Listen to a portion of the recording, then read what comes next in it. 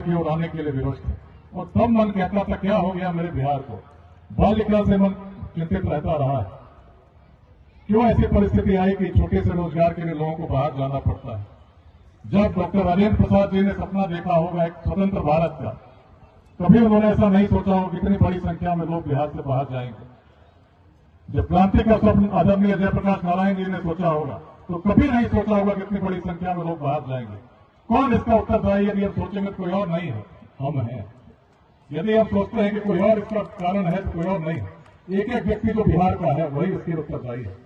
क्यों है? जब परिवर्तन की बात करते हैं तो क्यों क्या सोचते हैं? हम सोचते हैं कि राजनीतिक परिवर्तन होगा तो बदल जाएगी चीजें, तो ऐसी पार्टी की सरकार आएगी जो बिहार को बदल देगी। मित्रों, मैं बहुत स्पष्ट रूप से कहना चाहता हूं, निश्चित सी बात है कि राजनीति में अच्छे लोगों का आना स्वागत योग्य है। अच्छे निस्वार्थ ईमानदार लोग यदि बड़ी संख्या में बिहार में राजनीति में आते हैं, किसी समाज में आते हैं, तो समाज का निश्चित रूप से उत्कर्ष होता है, सामाजिक परिवर्तन होता है। लेकिन जो स्वप्न को लेकर हम लोग चल रहे हैं 2047 तक एक विकसित बिहार, यदि कुछ लोग जो निस्वार्थ है, ईमानदार है, जो बिहार को आगे बढ़ाना चाहते हैं, ऐसे लोग राजनीति में पहले तो आने में कठिनाई है। खंड खंड में समाज बटा हुआ है। जाति, संप्रदाय, लिंग भेद, विचारधाराओं के मतभेद में हम इतने ग्रसित हो चुके हैं कि 10 व्यक्ति भी बैठते हैं तो पहली बात मन में यही आती है कि दूसरा व्यक्ति किस जाति का है, किस संप्रदाय का है।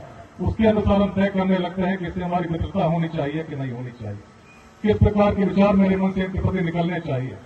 इस प्रकार के खंडित समाज में जब हम रहते हैं तो राजनीतिक दलों की तो व्यवस्था है, यदि उन्हें राजनीति करनी है तो समाज के समीकरण को स्वीकार करते हैं जो खंड खंड में बटा हुआ है। और उसके अनुसार आप देखते हैं किस प्रकार जब उम्मीदवारों का चयन करते हैं तो आधार ये नहीं रहता कि उम्मीदवार योग्य है कि नहीं, आधार यही रह जाता है कि चुनाव जीतने लायक है कि नहीं। और तब राजनीति से परिवर्तन कैसे होगा? अच्छे लोग को चाहेंगे भी तो कैसे होगा? जब तक समाज में एक बड़ी जागृति न आए, जब तक हर बिहारवासी को शिक्षित करने का हम संकल्प नहीं लें। अभी मैं छपरा आया था तो कुछ लोगों ने मुझसे पूछा, आप इतनी बड़ी बड़ी सभाएं कर रहे हैं, हजारों लोग आते हैं, 50,000 से अधिक लोगों की संख्या को आप संबोधित करते हैं, आपने रिजाइन कर दिया है क्या? तो मैंने कहा मैं क्यों रिजाइन करने लगा, मेरी तो भी इतनी लंबी सेवा बाकी है। इस मनोदशा से निकलना होगा जिसमें हम सोचते हैं कि बिहार को आगे बढ़ाने का दायित्व कुछ गिने चुने लोगों पर है। बिहार को आगे बढ़ाने का दायित्व हर उस बिहारी पर है। और भारत के संविधान में हर नागरिक का मौलिक कर्तव्य है, फंडामेंटल ड्यूटी है कि अपने देश को, अपने राष्ट्र को, अपने समाज को आगे बढ़ाने के लिए हम कार्य करें, अपने सांस्कृतिक विकास के लिए हम कार्य करें, उद्यमिता की क्रांति के लिए कार्य करें, साइंटिफिक टेम्पर के लिए कार्य करें। पिछले 3.5 वर्षों से सोमवार से शुक्रवार कार्यालय के सभी दायित्वों को निभाते हुए गृह विभाग में विशेष सचिव था, सबसे व्यस्त था, उस समय अभियान शुरू हुआ था। लेकिन अपने शनिवार और रविवार को जो आराम से परिवार के साथ बिता सकता था, मैंने यही सोचा बाल्यकाल से जो भाव लेकर चल रहा हूं, यदि बिहार नहीं बदला तो मेरा परिवार कैसे सुखी रह सकता है? पूरा बिहार ही तो मेरा परिवार है। परिवार से मैंने अनुमति मांगी, मेरी बेटी 12th में पढ़ती है, बेटा 7th में है। निश्चित है परिवार को भी कठिनाई होती है, लेकिन मन में संकल्प बड़ा स्पष्ट है।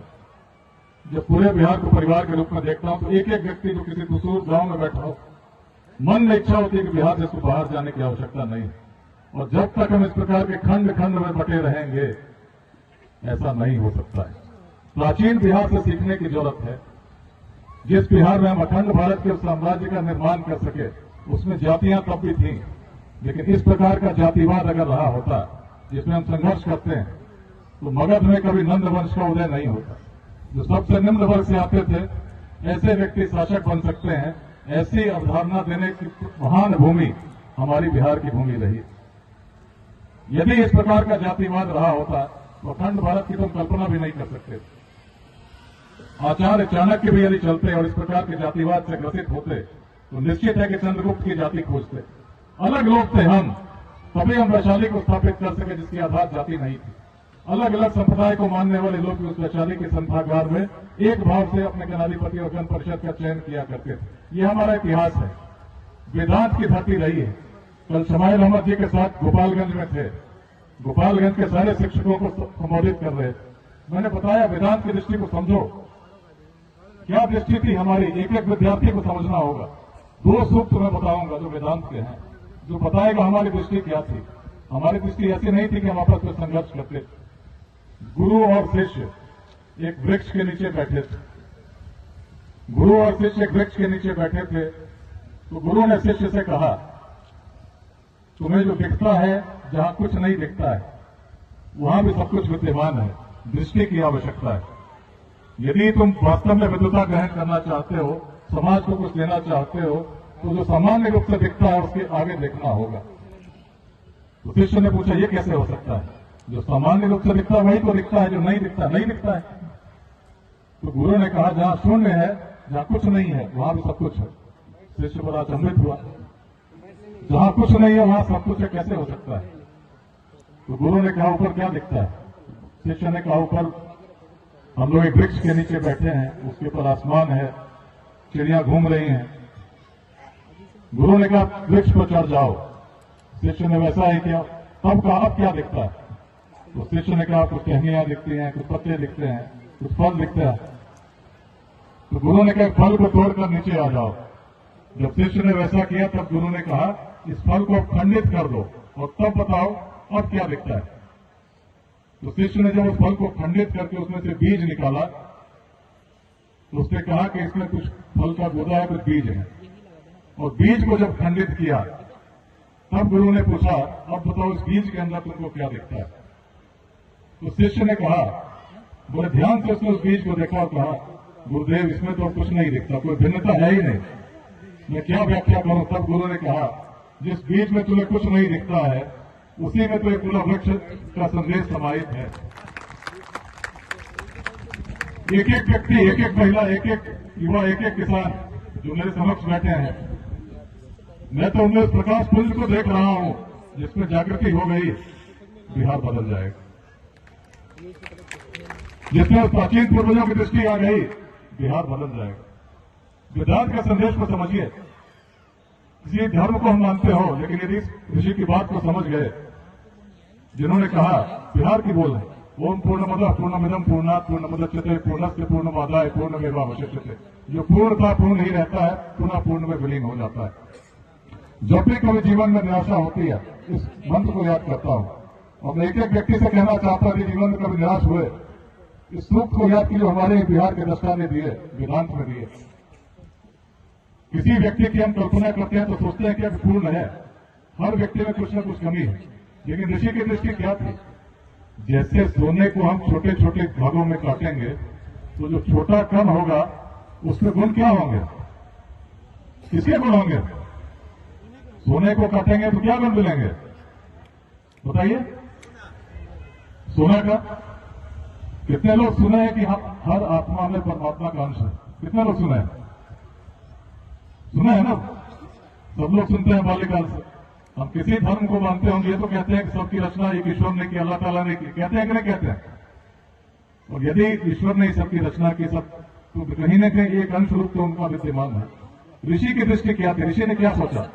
ऋषि ने कहा कि यदि ईश्वर का एक अंश हमें विद्यमान है, जो उस अंश का है, जो परम शक्ति है, जो समस्त सृष्टि को संचालित करती है, उस परम शक्ति का एक अंश भी यदि हमें विद्यमान है, तो उस अंश की क्षमता क्या होगी? अंश की क्षमता क्या होगी? ईश्वर की क्षमता कितनी है? क्या ईश्वर की क्षमता को हम बता सकते हैं कि इतने किलोग्राम है, इतने किलोमीटर है? बता सकते हैं क्या? निश्चित सी बात कहेंगे तो कहेंगे असीम है। और यदि असीम कहेंगे तो असीम का एक अंश क्या होगा? कितना होगा? कितना होगा असीम का अंश? सारणवासियों, कितना होगा असीम का अंश? इन्फिनिटी को डिवाइड करेंगे तो कितना होगा? इन्फिनिटी। तो ऐसे में यदि एक एक व्यक्ति के अंदर ईश्वर का छोटा सा अंश में विद्यमान है, तो ऋषि की दृष्टि ने यही कहा कि हर व्यक्ति में वही अंश है जो पूर्ण है।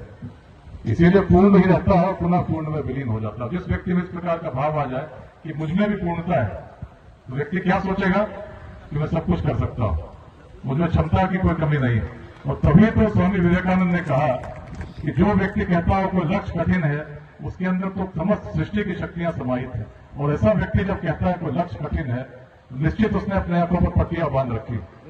कोई लक्ष्य कठिन नहीं, हर लक्ष्य साध्य है। और जब बिहार बदलने की हम बात करते हैं, तो निश्चित रूप से एक एक प्रकाश के पुंज जो बिहार के एक एक व्यक्ति में के रूप में आज विद्यमान है। 9 करोड़ बिहार में युवा हैं जिनकी उम्र आज 30 साल से कम है। इस मैदान में भी मुक्ताकाश में सबसे अधिक संख्या युवाओं की है और 14 करोड़ बिहार की जनसंख्या में 9 करोड़ युवा है। आप सोचिए बिहार कैसे बदलेगा। हम लोग बात करते हैं सरकारी नौकरी की प्रयास करनी चाहिए, लेकिन यदि करेंगे भी, किसी सरकार ने भी चेष्टा की, प्रयास किया, पूरा प्रयास किया, ईमानदारी के साथ किया, कितने लोगों को हम सरकारी नौकरी दे सकते हैं? शायद केवल 1%।